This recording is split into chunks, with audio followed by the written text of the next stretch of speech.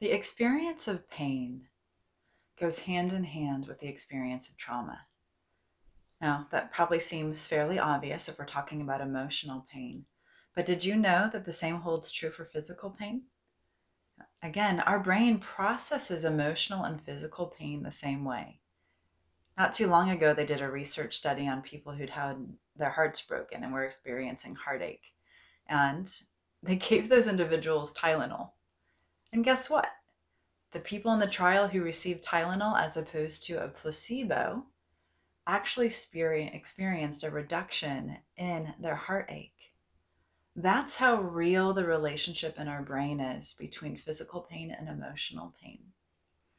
So when we pull back and reflect on the experiences of traumatic encodings being a part of our developmental neurological experience, we can see why physical pain, which can ultimately result in chronic pain, is easily a component of developmental trauma. Now, as we know, developmental trauma, PTSD, panic, anxiety, those are just experiences of our brain and our body doing the best that they can to keep us safe in a given moment. And we also have wonderful tools now that quickly heal those experiences and give us back our sense of self.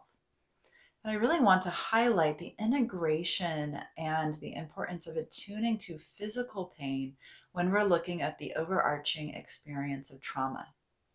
It's very easy to set aside medical trauma as a non-entity.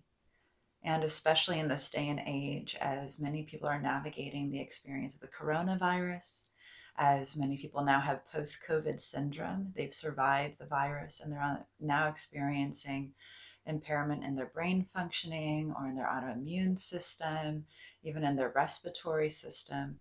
All of those experiences are also representative of traumatic pain. And so I'd like to remind you that because we have these healing in our hands tools, these experiences don't have to become chronic. In fact, the number one thing that shifts us from being in acute to traumatic or chronic pain is an experience of fear. And I'm going to unpack that more in these upcoming videos. What I'd like to invite you to do now is just take a moment, and if you notice or if you have pain symptoms, now that might be post-COVID syndrome, maybe you get migraines, perhaps you have back pain, whatever it might be. I know I have neck pain from a really serious car accident I was in many years ago that continues to cause me pain and disruption. So whatever your pain story might be, if you have one, take a moment and do some journaling and invite yourself to identify, is there fear tied into your pain story? Because if there is, this is traumatic pain. Your brain has a trauma story tied into this physical experience of fear. And that's a wonderful opportunity to start your self-healing journey. So in our next guided meditation, we'll be working with that pain and deepening the relationship with it and starting to heal and shift the fear so that you can get back to your mind and your body in the way they're meant to be. I'll see you soon.